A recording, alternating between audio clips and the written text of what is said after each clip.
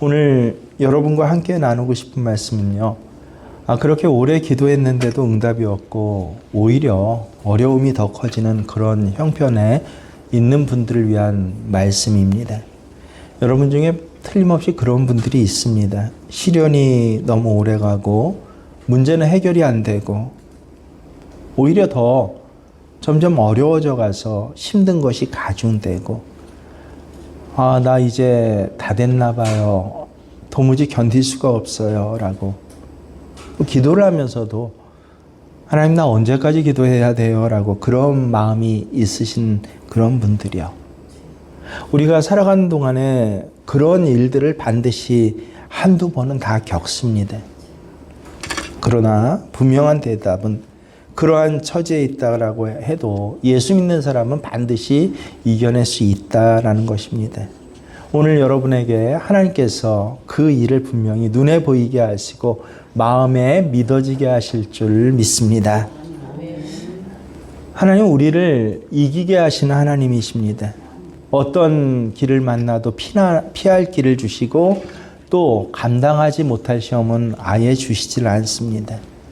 오늘 사도 바울은요, 평생을 전도자로 살았습니다. 그런데 그 삶이 대단히 험악한 삶을 살았어요. 오늘 디모데후서 본문 말씀을 보면 분명히 알게 됩니다. 7절에 이렇게 말합니다. 나는 선한 싸움을 싸우고. 여러분, 싸움이라고 하면 어떤 느낌이 드시나요? 제가 오늘 예배 들어 올라오면서 굉장히 당황스러웠는데, 꺾어서 이제 올라오려고, 골목길을 이제 올라오려고 하는데, 꺾어갖고 있는데, 중간쯤에 트럭이 하나 서 있습니다. 비상등을 켜고 서 있고, 마침 뭘 짐을 싣고 내리던 그런 중이었나 모르겠어요.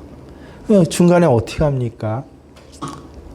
그 운전자가 타길래 이제 차를 뒤로 뺐어요. 빼갖고 저쪽 이제 도로 나가는 병까지 이렇게 뺐는데 안 나오는 거예요. 그 차가.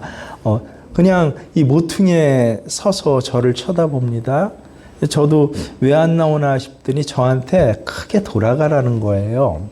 그래서 다시 뺐다가 크게 돌아가는데 이제 돌아가려면 차 두 대가 서로 양보를 조금씩 해가지고 이렇게 맞춰갖고 들어가야 되지 않습니까? 크게 돌았는데 그 차 모퉁이에서 안 움직여요. 그래서 왜 안 움직이나라고 쳐다봤더니 왜 그래요? 왜? 하고 저를 보면서 트럭이가 좀 높으니까 밑에 왜 안 움직이나 쳐다봤더니 왜 그래요? 왜? 하고 아주 이제 시비를 아마 제 마음속에 올라오면서 아예 처음부터 그러니까 서 있는 것도 이상했고 내려오는 것도 이상했고 제가 피했는데도 안 오는 것도 참 이상하고 이 평상시 일상적인 운전의 어떤 서로 교감하는 내용하고는 틀린 거예요. 그래서 이제 저한테 시비를 거는 거예요. 왜 그래요? 왜? 하면서 눈을 부라리면서 그래서 제가 아니에요. 빨리 가세요라고 이제 시비거리를 얻게 만드니까 이제 그냥 가더라고요. 그 짧은 골목길을 올라오고 교회에 이제 들어오면서 생각을 했어요. 세상 사람들이 참 어때요? 마음이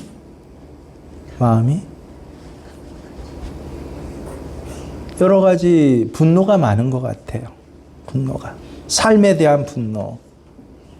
그분 성품이 어떤지는 모르겠어요. 근데 작은 일만 부닥쳐도 어때요? 그 일을 기회로 분노하려고 하는, 싸우려고 하는, 큰 소리 내려고 하는 그런 마음. 반대로 생각하면 그 마음 속은 얼마나 아프겠습니까? 생각해 보세요.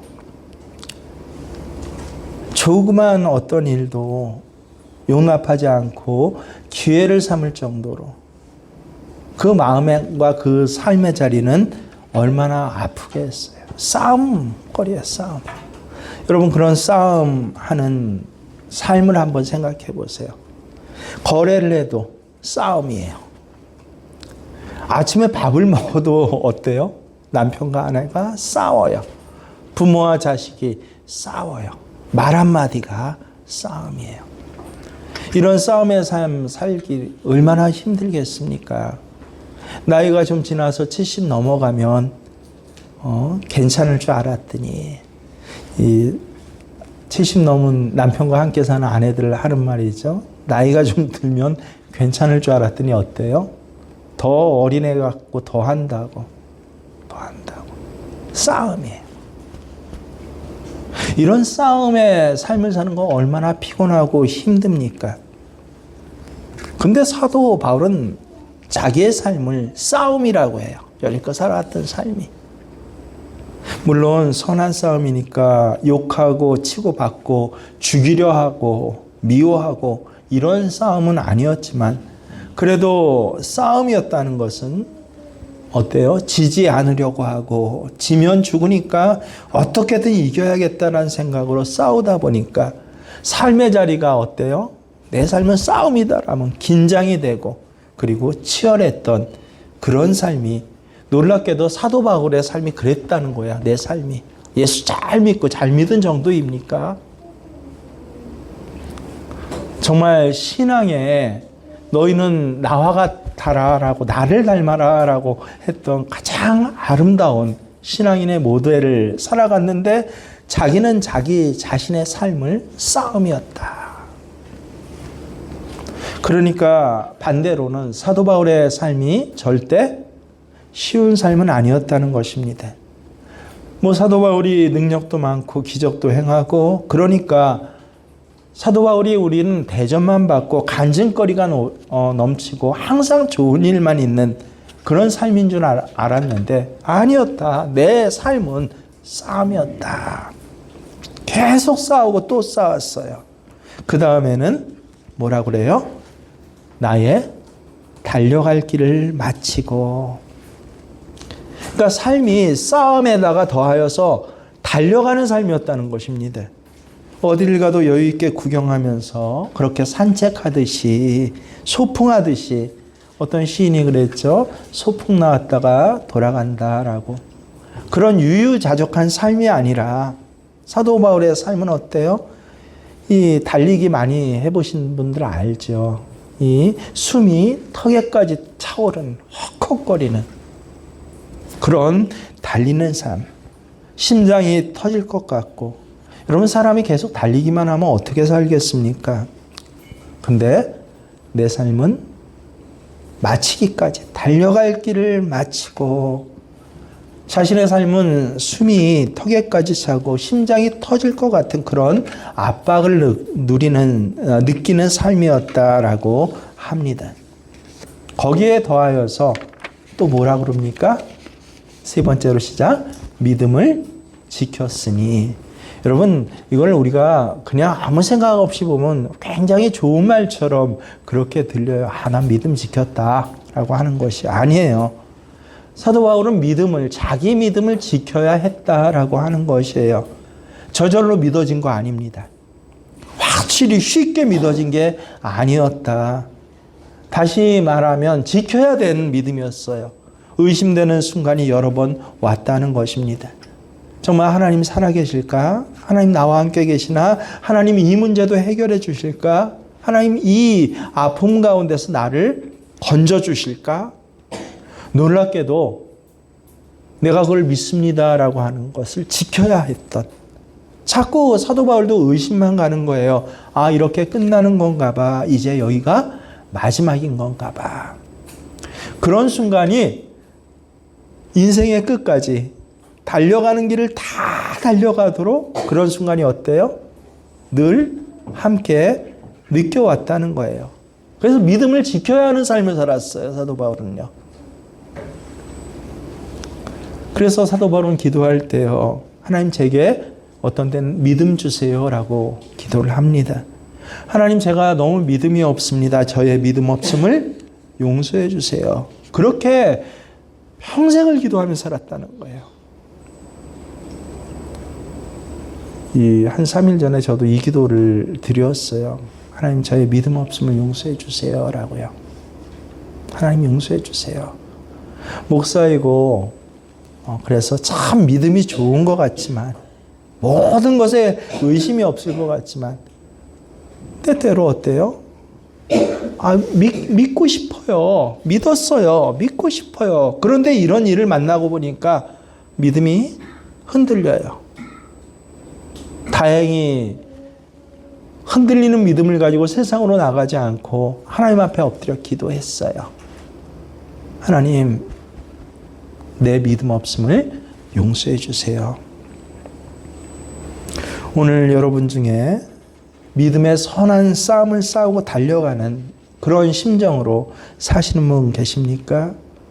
어떻게든지 이 믿음을 지키고자 흔들리는 가운데서도 두 손 꽉 쥐고 기도하며 지금 살고 계신 분이 있다면 오늘 말씀으로 분명히 위로받으실 것을 믿습니다. 왜냐하면요, 사도 바울도 그렇게 살았어요. 나만 그런 게 아니었구나. 내가 뭐가 약하고 잘못돼서 그런 것이 아니었구나. 내가 뭔가 잘못해서 하나님이 계획하신 삶을 벗어나는 죄 가운데 살고 있기 때문에 이런 것이 아니었구나라고. 사도 바울도 그랬구나. 사도 바울도 선한 싸움을 싸우고 달려가는 삶을 살아야 했고 믿음을 지켜야만 하는 그런 삶을 산 것입니다. 중요한 것은 아무리 힘들고 고난이 오래되는 것 같아도 반드시 끝이 온다라고 하는 것이에요. 8절에 보면 이제 함께 있습니다. 이제 후로는 나를 위하여 의의 면류관이 예비되었으므로 주 곧 의로우신 재판장이 그날에 내게 주실 것이며. 이렇게 믿음을 지키고 달려갈 길을 다 달려가고 싸움하다시 싸우지만 결국은 내 믿음을 끝내는 지킨 가운데 마지막 순간이 온 것이에요. 이제 결승점이구나. 주님이 이제 참 너 수고했다라고 이제 오너라라고 하는 순간이 왔다는 것을 지금 느끼는 것입니다. 그걸 느끼면서 디모데 후서를 지금 쓰고 있는 것이에요. 여러분들이 지금 힘들어요? 어려워요? 언제까지 내가 이렇게 힘들어야 되나? 언제쯤이면 하나님께서 내 기도를 들어주실까? 이런 심정을 가지고 계신 분이 있다면 꼭 기억하시길 바랍니다. 그렇게 힘들고 어렵고 계속 달려야 할 것 같은 긴장감, 압박감에 살지만 반드시 뭐다? 끝이 있다라고. 그때까지 내 믿음을 지키고 그러고 나서 사도 바울처럼 마지막 순간에 나 믿음 지켰습니다. 이제 하나님 앞입니다라고 하는 사람은 얼마나 큰 복인지 모릅니다. 중간에 중단해버렸어요. 더 못하겠어. 이제는 말할 수가 없어. 이제 하나님 말씀대로만 살 수가 없어. 나도 내 감정대로 한번 해보고 세상 사람들이 그렇게 하듯이 나도 그렇게 살 거야. 나도 그렇게 온팡지고, 좋은 말들 하죠. 온팡지고 내 거 챙기고 손해보지 않고 때때로 조금 눈먼 돈 같은 것이 있다면 그거 내가 좀 쓰는 것이 뭐가 잘못됐어. 그렇게 나 살 거야. 요새 이런 고민을 하는 분들을 제가 주변에서 정말 많이 봅니다. 예수 믿는다고 뭐 그렇게 양보를 해야 돼요? 예수 믿는다고 그렇게까지 손해를 봐야 돼요? 예수 믿는 거하고 상관없잖아요. 나 이제 그렇게 바보같이 안 살 거예요 라고. 근데 그렇게 하지 않고요. 끝까지 믿음을 지키고 달려갈 길 다 달려가면서 끝까지 선한 싸움을 싸우다가 이제 마지막을 맞이했어요. 얼마나 놀라운 복인지 모릅니다. 여러분, 마귀가 우리에게 역사하는 것은 딱 정해져 있어요. 뭔지 아세요? 야, 그만둬. 따라해보세요. 시작. 야, 그만둬. 마귀 소리예요. 다른 사람의 입을 통해서 내게 하는 마귀 소리예요. 때론 남편의 입을 통해서 야, 그만둬 라고 합니다. 때로는 참으로 가족들의 입을 통해서 야, 그만둬 이제 라고 해요. 직장에서 주변 사람들 입을 통해서 야, 그만큼한 것도 잘한 거야. 이젠 끝났어. 어차피 안 되는 거잖아. 이게 마귀가 하는 일이에요. 이거 한 가지예요. 마귀의 일은요. 그 초점을 잡으셔야 돼요. 마귀는 어떻게 해서라도 우리를 중간에 포기하게 합니다. 믿음의 길, 기도하는 길, 순종하는 길을 포기하게 해요. 어떤 방법을 써서라도. 그러니까 여러분 마음속에 그런 생각이 든다면 그건 분명히 마귀의 소리예요. 하지만 주님의 소리는 뭐예요? 끝까지 나의 달려갈 길을 끝까지 가게 하십니다. 주님의 역사는 이제는 끝난 것 같은데 아니요. 한 걸음 더 가게 하셔요. 너무 아파서 주저앉아 버렸는데 나를 일으키셔요. 나는 여기가 한계야 라고 포기하고 싶은데 포기하지 않게 하세요. 세상 사람들이 모두 손가락질을 하는데 주님은 아니야. 네가 잘했어. 네가 잘했어. 라고 합니다. 그리고 오늘 이 시간 주님께서 여러분 한 사람 한 사람에게 그렇게 말씀하고 계심을 또 믿으실 수 있기를 바랍니다. 사도 바울은 마지막 순간까지 선한 싸움을 싸우고 달려갈 길 다 달려가고 믿음을 지키는 일. 이 일이 자기뿐만이 아니라 모든 그리스도인들이 다 누리는 복이다라고 말씀하십니다. 그래서 꼭 그렇게 살아라. 오늘 디모데후서 4장 5절에 보면 뭐라고 그래요? 고난을 받으며 라고 이야기합니다. 우리의 삶은 예수 믿는 삶이 믿음을 지키는 삶, 선한 싸움을 싸우는 삶, 포기하지 않고 끝까지 달려가는 삶이 무슨 삶이라는 거예요? 한마디로 고난을 받는 삶이다. 예수 믿으면서 믿음 지키면 끝까지 달려가고자 하면 고난받는 삶을 살 거야. 너도 힘든 일 겪을 거야. 하나님 나 도와주시지 않나 봐. 하나님 나 사랑하시지 않나 봐라고 의심이 되는 그런 환경에 너도 처할 거야. 그리고 뭐라고 합니까? 전도자의 일을 하며 내 책무를 다하라. 사도 바울은 자기만 그런 것이 아니라 모든 그리스도인들이 이런 고난의 삶에 있을 때 책무를 다하라 뭐예요? 끝까지 견뎌내라. 직무를 다하라 라고. 그리고 8절에 이게 뭐라고 그래요? 나만 그런 게 아니라 시작. 내게만 아니라 주의 나타나심을 사모하는 모든 자에게 도니라. 나만 그런 게 아니라 주의 재림하심 나타나심을 사모하는, 그래서 끝까지 그 길을 감당하면서 우리의 기대는 뭐예요? 의의 면류관이에요. 우리 주님께서 반드시 의의 면류관으로 나를 씌워주시고 나를 안아주십니다. 내 마지막 순간은 반드시 그렇습니다 라고 하는 이런 은혜가 사도 바울뿐만 아니라 모든 주님을 사모하는 자에게 이 은혜가 주어질 것이다. 오늘 여기 계신 분들 모두요, 포기하지 않게 하신 하나님, 어떤 힘든 일, 삶을 살아가든지 끝까지 뭐로 살아요? 우리는 믿음으로, 지켜지는 믿음으로 살아가게 하신 오늘 여러분에게 이 약속이 반드시 이루어질 줄 믿습니다.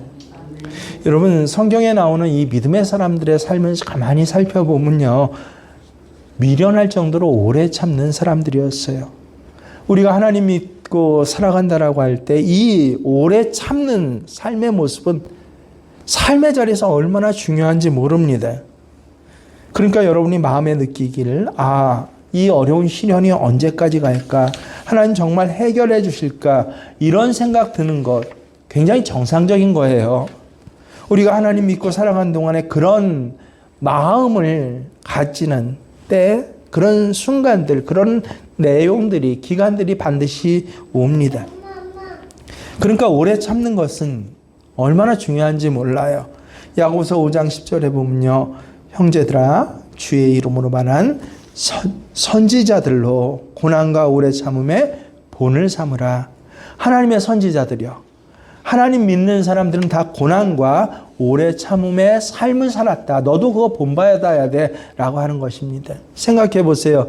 노아는요, 하나님 명하신 대로 순종하기 위해서 120년 동안 방주를 짓습니다.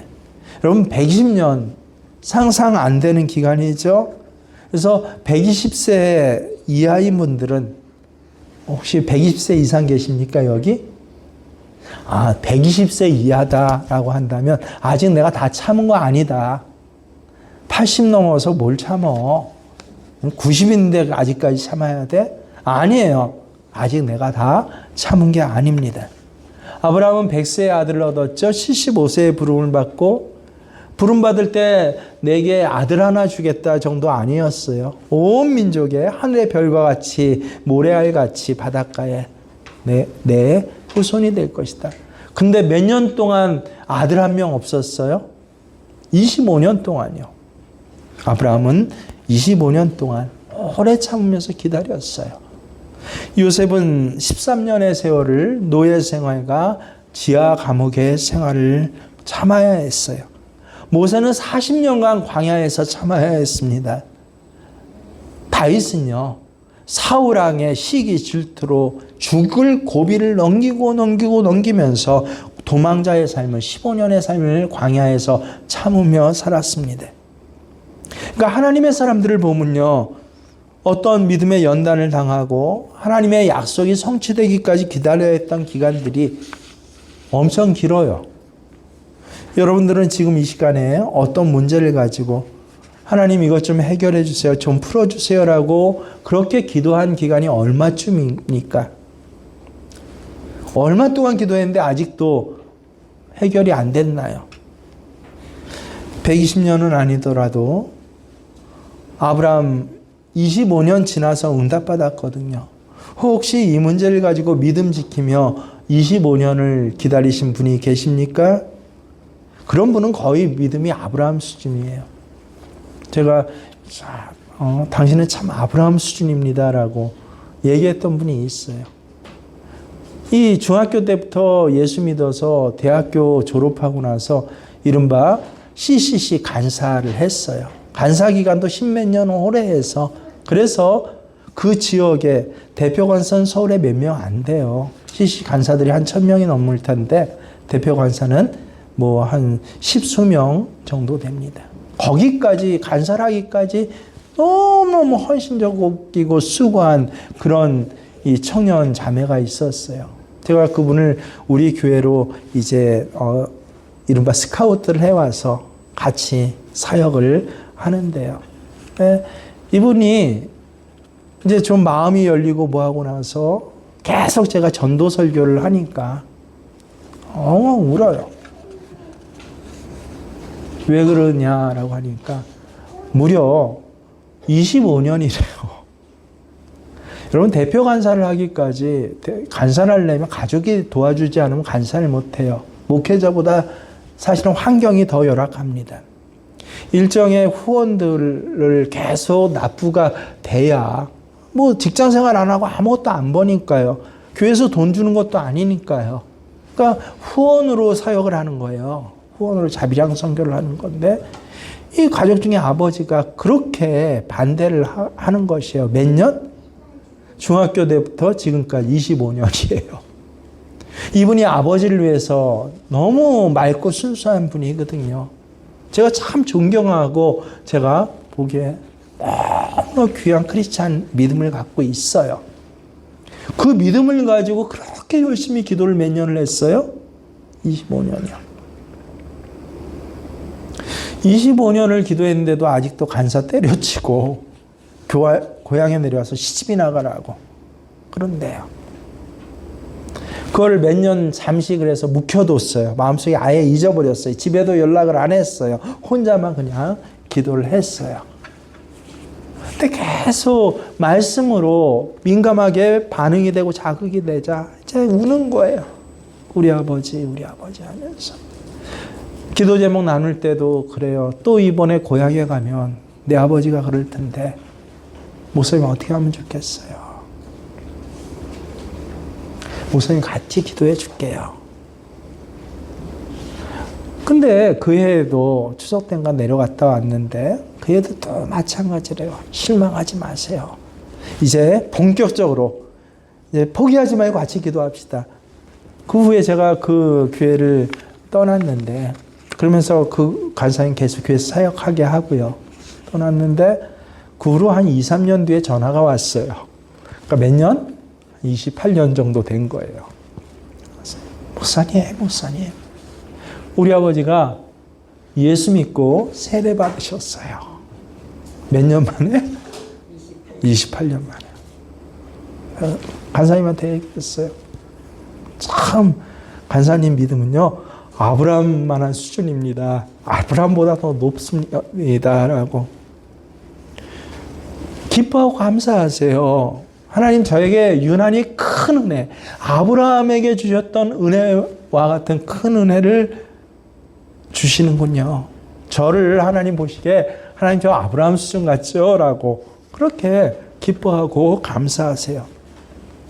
40년이면 거의 모세 수준이죠. 하나님이 나를 모세라고 생각하시는 것 같아요. 한 15년쯤 되면 여러분들은 거의 다윗과 요셉 수준이에요.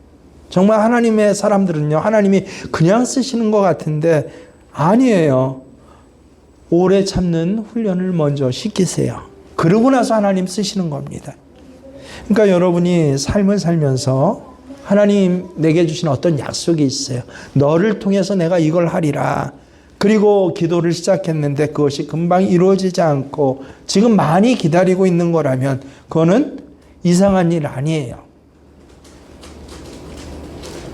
여러분이 성경 자체를 말씀을 붙잡고 한 절 한 절 기도해 보면 알 텐데 그러지 않고 그저 막연히 읽으니까 아예 성경을 읽지도 않으니까 그저 하나님 전지전능하시고 기도하면 응답해 주시는데 왜 내 기도에는 응답해 주시지 않을까? 1년 동안 기도했는데도 왜 응답이 없을까라고 그렇게 스스로 생각하는 거예요. 성경 말씀을 가만히 펼쳐서 제가 계속 말씀드리잖아요. 말씀 붙잡고 우리 기도해 봅시다. 그 기도 제목이라도 한번 노트에 써봅시다. 저는 컴퓨터 앞에서 타이핑으로 기도 노트에 쓰거든요. 큐티 노트를 하거든요. 저와 같이 이렇게 좀 제발 합시다. 매일은 못할지라도 그래도 일주일에 한 번은 해봅시다. 그건 할 수 있잖아요. 그러면 그런 분들은 반드시 알아요. 뭐요? 하나님은 오래 참게 하신 일을 먼저 하시는구나. 놀랍게도 야고보 성도는요, 사도는 우리 예수 믿는 사람들에게 오래 참으라고 하시면서 그냥 무조건 끝까지 참아라라고 하시지 않았어요. 반드시 인내하는 자는 주님께서 뭐하게 하신다? 결말을 보게 하신다라고 야고보 5장 11절에 뭐라고 합니까? 함께 주께서 주신 결말을 보았거니와 주는 자비하시고 긍휼히 여기시는 자이시니라.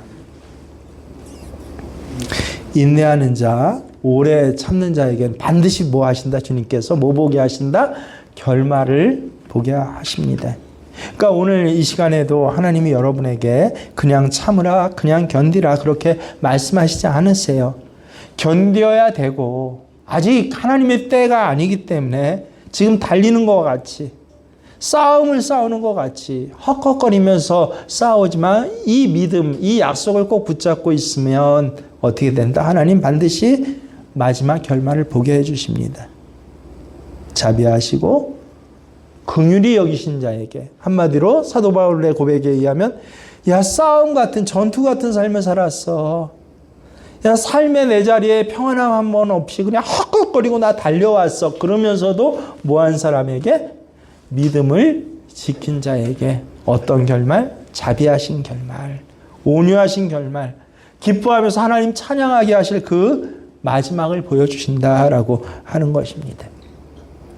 요한계시록이 쓰였던 당시에 이 사도 요한은요, 마음이 무너진 상태였어요. 정말 로마 제국은 눈앞에 보기에 점점 커가요. 얼마나 비대해지는지 모릅니다. 로마 제국의 전성기가 한 300년 어간이거든요. 그 전성기를 꾹찍 찍고 이제 내려가기 시작하는데 지금은 몇 년도예요? AD 100년이에요. 요한사도 이 반모섬에 유배간 것은. 그러니까 막 계속 일어나는 거예요. 로마 제국이 계속 승리를 해요. 계속 불길과 같이 일어나는 그 제국을 보면서 예수 믿는 나는 어때요? 박해가 점점 심해져요. 아니, 박해받는 가운데서 믿음을 지키면 하나님 좀 삶의 여유를 주셔야 될 거 아니에요. 그렇잖아요. 너 수고했어. 경제적으로 어려운데도 신앙의 가계부를 가지고 살면 하나님 이제는 한 5년, 10년 되면 좀 그래 너 애썼구나라고 로또 복권이라도 맞게 해주셔야 될 거 아니에요. 근데 점점 내 가계부는 어려워지는 것 같아요. 그게 반모섬에 유배간 사도 요한의 삶이었어요. 그것뿐이었습니까? 이 유대인들은 점점 세력을 키워가요. 로마 제국이 커지면서. 거기다 온갖 로마 제국의 만신전이라고 그러잖아요. 그 뜻이 뭐예요? 신이 만 개가 있대요. 만신전이 점점 확대돼요. 예수 믿는 사람들이 세상으로 점점 빠져들어가요. 그 앞에서 교회는 사도 바울이 생각하니까, 요한 사도가 생각하니까 속수무책이에요. 점점 약해지는 것 같아요.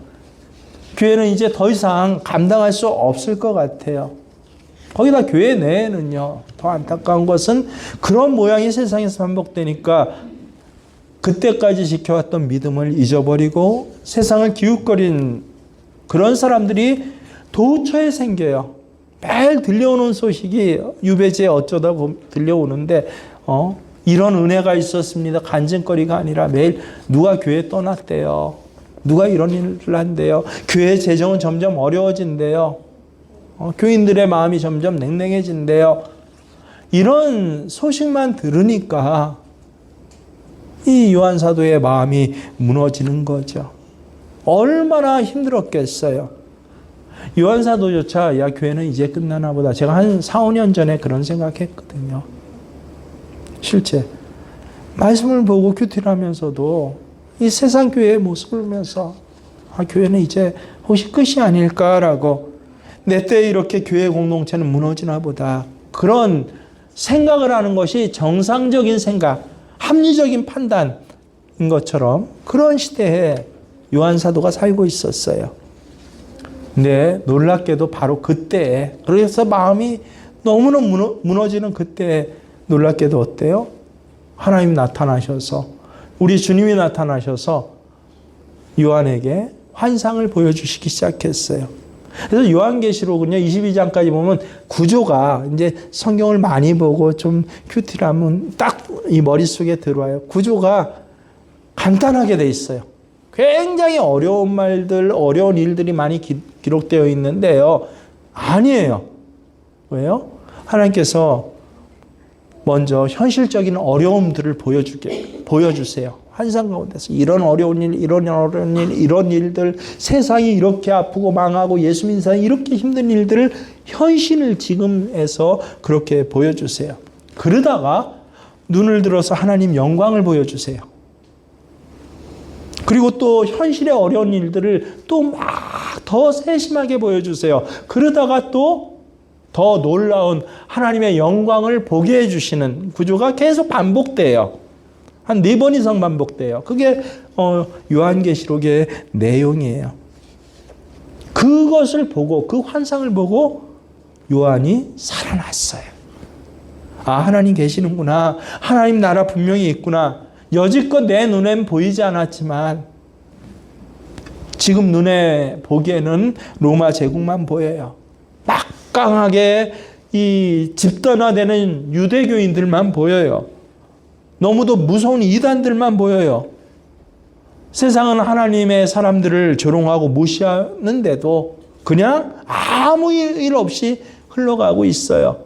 믿음을 포기하고 세상을 떠난 사람들, 그저 그렇게 주일날 예배 한번 드리면 됐지라고 생각하는 그런 교인들에게도 아무 일이 안 일어나요. 그게 신앙의 한 정상적인 모습인지를 착각을 해요. 그 앞에 하나님의 말씀은 너무 미미해요. 이 믿음을 지키는 것이 왜 나만 그래야 돼? 마귀 사단은 속삭여요. 야, 그만둬. 이제 그 정도 했으면 됐어. 바로 그때 눈을 들어서 하나님 나라를 보니까, 그게 보여지니까 천상에 하나님 나라가 실제로 있어요. 하나님의 영광은 얼마나 놀라운지 말할 수가 없어요. 천사들이 끊임없이 하나님을 찬양하고 있어요.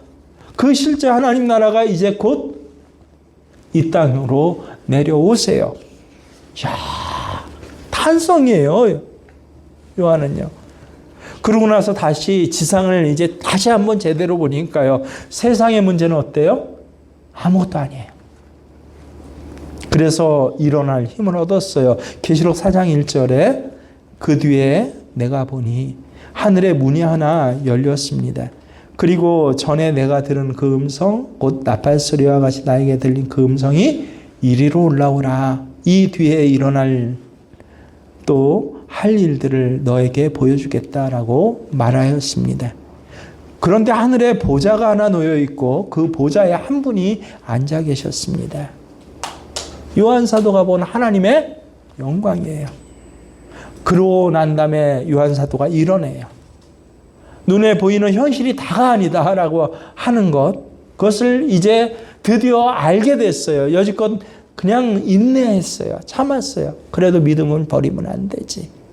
아주 제가 치과 가면 하는 일이 있는데 이번에 너무 저기 감사하기도 하고, 제가 한 10년 넘게 한 15년 넘게 다니는 치과가 있는데요. 한 3개월에 한 번씩은 늘 쭉 가서 관리를 받으니까 이제 얼굴을 잘 알게 됐어요. 뭐 치료를 받을 때 제가 늘 한 일이 이 손을 이 엄지손톱으로 뭐 참고자 할 때요. 티 안 내고 참고 싶을 때 두 번째 손가락을 꽉 누르는 거예요. 피가 나도록.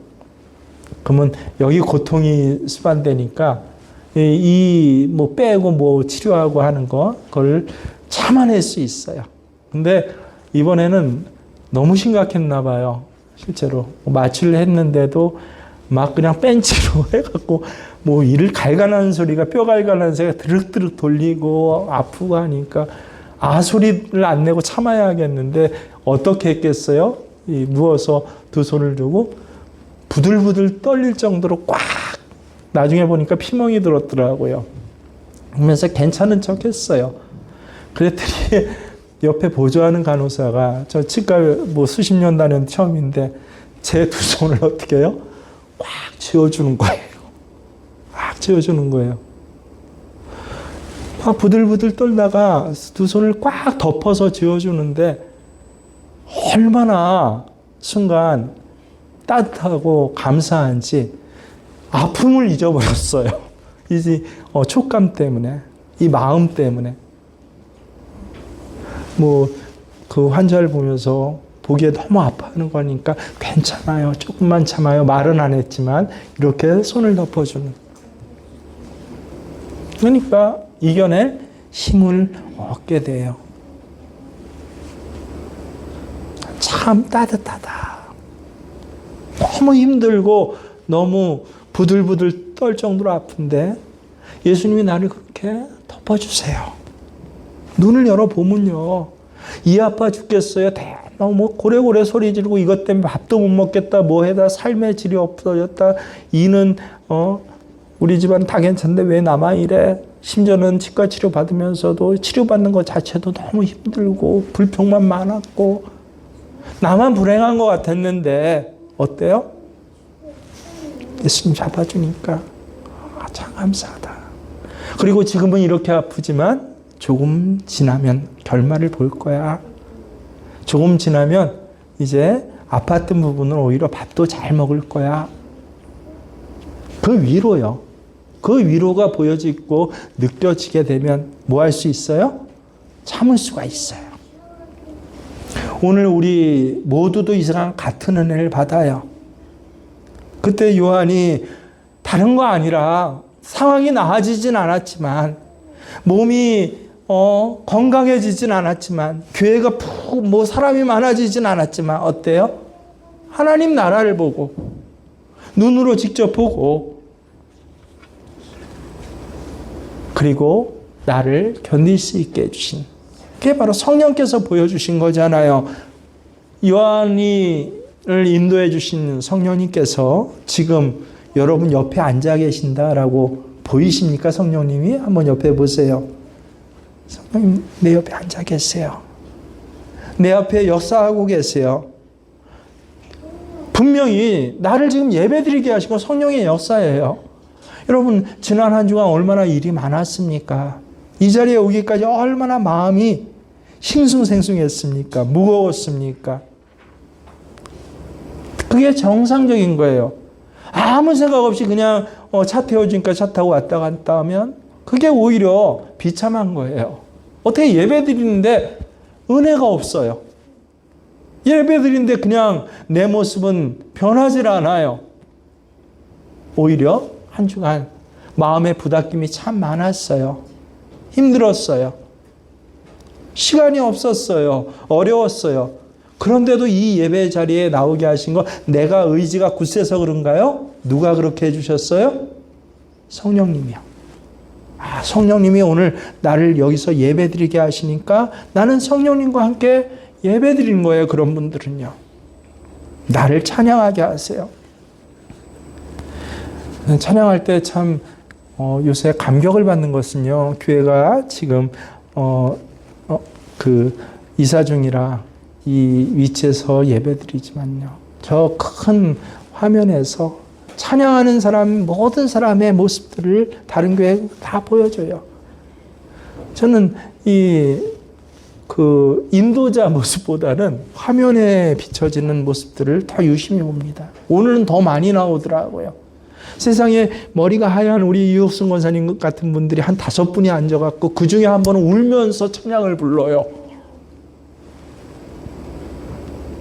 젊은이들만 이러면 찬양하는 게 아니에요. 머리한 하얀 권사님들 앞에 3분, 뒤에 2분, 한 5분이 앉으셨는데 그 중에 열심히 찬양을 부르는데 한 분은 눈물을 흘리면서 그 80세 안팎 되신 것 같은 분이 그러면서 찬양을 불러요. 누가 그렇게 찬양 부르게 하셨어요? 성령님이요. 내 마음을 감동하시고. 그래서 이 꼭 다물고 그냥 멍하니 쳐다보는 게 아니라 이 80 안팎의 나이에도 손주 재롱 보면서 어마할 나이에도 어때요? 주님 앞에 오면 저희 할머니가 그러셨어요. 세상에 그렇게 무서운 분이고 집안의 어른인데 처음 기도문을 작성하는데 하나님 아버지 이 소녀의 기도를 들어주세요. 소녀예요. 하나님 앞에 재롱장치하는 소녀처럼 그렇게 하나님을 찬양해요. 누가 그렇게 하세요?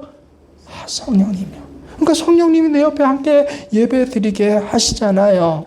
하나님의 음성처럼 들려요. 비록 목회자가 한국말로 설교를 하는데 하나님이 내게 주시는 위로고 내게 주시는 힘이고 내게 주신 예언이고 하나님의 음성처럼 들려져요. 그 성령께서요. 여러분 삶 속에 주어진 현실에 여러분이 마음이 무너지고 어려운 일을 만날 때요. 마음이 낭망이 되고 눈에 보여지는 일 때문에 믿음이 흔들려질 때 그때 그 성령님께서 눈을 들어 현실이 아니라 뭐예요? 다시 한번 하나님 나라를 보게 하세요. 보이는 게 전부가 아니에요. 세상이 전부가 아니에요. 여러분 지금 또 다른 1년 만에 다른 정권이 잡고 이 정권을 잡고 그 이전 정권과는 전혀 다른 정책들을 막 수행해 가잖아요. 거기 뭐 옳은 일도 있고 그런 일도 분명히 있을 것이에요. 뭐 여당 야당 편이 아니라 하지만 어때요? 이게 다가 아니에요. 하지만 성령께서 나와 함께 하시고 마지막 결말을 보게 하신 그 일은 영원합니다. 나와 함께 계신 성령님, 내가 비록 달리는 것 같이 헛걱거리고 살지만 제가 제일 가족에게 부탁하는 말이 여보 제발 헛걱거리고 살지 마. 출근 시간도 아주 구체적인 거예요. 헉헉거리는 비상일 헉헉거리 출근 시간도 미리 10분 전에 출근할 수 있도록 미리 준비를 하면 되잖아요. 경제 지표도 미리 준비를 하면 되잖아요. 제 딸들에게 제발 헉헉거리지 마. 어떤 문제가 왔을 때 그게 다인 줄 알고 그것만 쫓아 살다 보면요, 다른 부분엔 반드시 빈틈이 생겨요. 늘 빈틈 생기니까 이 문제가 좀 가라앉으면 이 문제가 커져 있어서 또 이거 맞추려고 또 헉헉거려야 돼요. 헉헉거리듯이. 왜 신앙생활 하는데 이럴까? 그렇게 헉헉거리듯이 살아요. 숨이 턱에 찼어요. 싸움하듯이, 선한 싸움이지만, 믿음의 싸움이지만 싸움하듯이 지켜내야 돼요. 이 믿음은 그냥 허허 운다고 지켜지는 거 아니에요. 싸우듯이, 선한 싸움을 싸우듯이 지켜줘야 돼요. 어떤 땐 가정 안에도 싸워야 돼요. 이 믿음을 위해서는요. 요새 저희 가정은 아니지만 친척들 가정에서 그런 일들이 있어요. 예배를 드리는데 예를 들어서 뭐예요? 주일날 아침에 예배 드리면 안 되겠냐? 온 가족이 1년 만에 한 번 모이는데 꼭 교회 가서 예배 드리냐? 여기서 이렇게 한 20명 모여서 예배 드린 것도 이것도 하나님 좋아하시지 않느냐?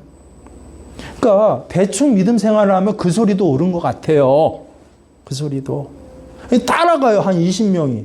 근데 나는 어때요? 아니야. 하나님 앞에서 주의 교회, 주의 성전에 가서 드려지는 예배가 정상적인 거고, 그렇지 않은 것은 사실은 굉장히 전쟁 중에 드린 예배예요. 그런 예배 드리면 안 됩니다라고 누군가 하나 믿음을 지키고자 할 때 얼마나 문제가 많아요. 다 뒤밖에 모른다. 신앙생활 꼭 그렇게 해야 되냐부터 시작해가지고요. 아니, 그래도 그래야 돼요. 누군가 그런 믿음을 지킬 때 이렇게 세상과 섞여지는 위협들이 그 가족 전체가 이제 목을 받아요. 겉으로 보면 불화가 있는 것 같지만 어때요? 그 내용은 한 사람의 믿음을 지킴으로 하나님께서 그 삶의 자리를 뭐 해주신다? 지켜주세요. 하나님, 우리에게 인내를 요구하시지만요, 우리를 내버려 두신 것이 아니에요. 함께 하신 성령님을 통해서 우리를 위로해 주세요. 이 길 힘을 공급했어요. 사도 바울은 항상 그 힘을 공급받았던 사람입니다. 그러니까 계속 싸움이었고 달려가는 길이었고 믿음을 지켜야만 하는 그런 절박한 상황이었지만 그 일을 감당할 수 있었다라고 합니다. 이 베드로 사도가 사도 바울하고 견제하는 관계처럼 흔히 성경을 보면 보여지는데요. 아니에요. 사도 바울의 신앙에 대해서 언급한 것이 베드로전서 5장 3장 짧잖아요. 전후서 합쳐도. 근데 그것이 나와요. 베드로전서 후서 3장에 보면요. 사랑하는 자들아, 주께는 하루가 천년 같고 천년이 하루 같은 이 한 가지를 잊지 말라. 주의 약속은 어떤 이에 더디다고 생각하는 것 같이 더딘 것이 아니라 오직 너희를 대하여 오래 참으사 아무도 멸망치 않고 다 회개하게 이르기를 원하느니라. 그러나 주의 날이 도적같이 오리니 그날에는 하늘이 큰 소리로 떠나가겠고 체질이 뜨거운 불에 풀어지고 땅과 그 중에 모든 일이 드러나리로다.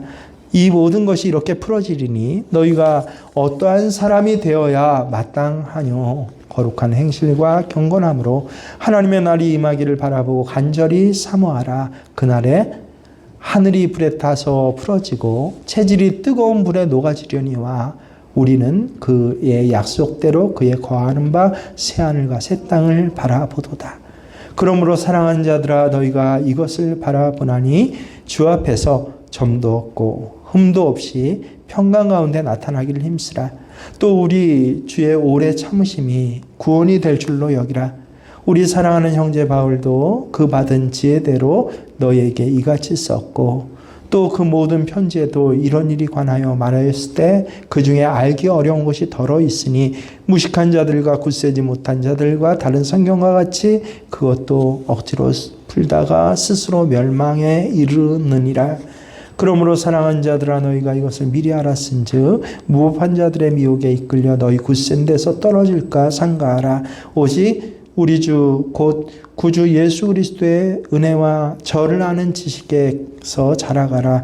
영광이 이제와 영원한 날에까지 있을지어다. 주님의 날을 바라보면서요, 믿음을 지켜라. 그래서 사도 바울의 지금 예를 든 것이에요. 사도 바울이 그와 같은 사람이다. 그와 같이 믿음을 지킨 사람이다. 사도 바울이 전한 말씀이 결국 그와 같은 거다. 사도 바울은 스스로 내 사도로서 살아가는 삶이 만만치 않은 삶이었다라고 분명히 고백합니다. 목회자로 살면서도 스스로 만만치 않은 삶이었다. 그게 정직한 삶이에요. 혼자 믿음 지키기도 쉽지 않은데요. 복음 전하는 삶을, 그것도 핍박하는 자들에게 복음을 전해요. 그런데 끝까지 그렇게 사도 바울은 믿음의 삶을 살아냈어요. 왜? 주 예수님이 함께 계신 것을 알았기 때문에 그래요. 그러므로 우리로 하여금 끝까지 인내하게 하는 힘은요, 인내해야 돼라고 하나님, 그럼 너 복 줄게 하는 이 말씀 때문이 아니에요. 내 옆에서 지금 나를 인내하게 하시는 주님을 알기 때문이에요. 그 주님이 지금 보여지기 때문이에요. 오늘 예배에도 성령이 내 옆에서 함께 하신다라는 성령님이 보여지는 사람은요, 이 예배가 뜨거울 수밖에 없어요. 감격스러울 수밖에 없어요. 그러므로 우리가 기도할 때 응답만 바라보고 조급해하지 말아야 합니다. 응답이 더 중요하면요, 그런 사람들은 대개 어때요? 끝까지 기도할 수도 없고 순종할 수는 더더욱 없어요. 우리는 응답이 아니라 기도하면서 주님을 바라봐야 합니다. 우리가 지치고 낭망하는 이유는요, 오래 기다렸기 때문에 아직 안 이루어졌기 때문이 아니에요. 주님이 안 보이기 때문이에요. 주님과 친밀하게 동행하지 못했기 때문이에요. 오래 참음은요, 성령의 열매예요. 열매는 어때요? 서서히 자라나요. 그래야 결실을 해서 맺혀지는 게 열매예요. 하루하루 더디 이루어져도 우리 생각에는 천년 같아도 하나님의 날짜법에는 몇 년이에요? 천년이 하루와 같고, 그게 보여지는 사람에게는 하루 같은 삶이에요. 기쁨으로 매일매일 살아가는 것입니다. 그래서 우리는 오직 하나, 주님 때문에 즐거울 수 있어야 돼요. 야, 이제 이빨치료 다 끝났어. 그것 때문에 즐거운 게 아니라 그 기간 동안 나와 함께 하신 주님, 지금도 함께 계신 주님 때문에 기뻐할 수 있어야 합니다. 아직 헛헛거리고 달려가기는 하지만 이 다른 박질길에 주님이 함께 있어서 기뻐할 수 있어야 됩니다. 그런 사람들은요, 기도 제목이 바뀌어요. 주님 언제입니까? 언제까지입니까? 그래서 복음성가도 주여 언제입니까? 복음성가도 그렇게 나올 정도로 때로 언제까지입니까? 라고, 왜 그래요? 라고 기도하다가 이제 주님이 보여지고 함께 계신 것을 알게 되면 주여 뭐로 바뀌어요? 감사합니다. 치과 치료를 받아도 감사, 끝나도 감사. 돈 문제가 생겨도 그는 주님 때문에 감사할 수 있어요. 돈 문제가 해결돼도 주님이 해결해 주신 거니까 감사할 수 있어요. 자녀들 때문에, 혹은 자신의 건강 때문에 그 문제 이뤄주세요라고 조급해지는 게 아니라 오히려 하나님 나를 아브라함 대우를 해주세요. 모세 대우를 해주세요. 요셉 대우를 해주세요. 내게 주실 결말을 반드시 하나님 이루어 주신다라고.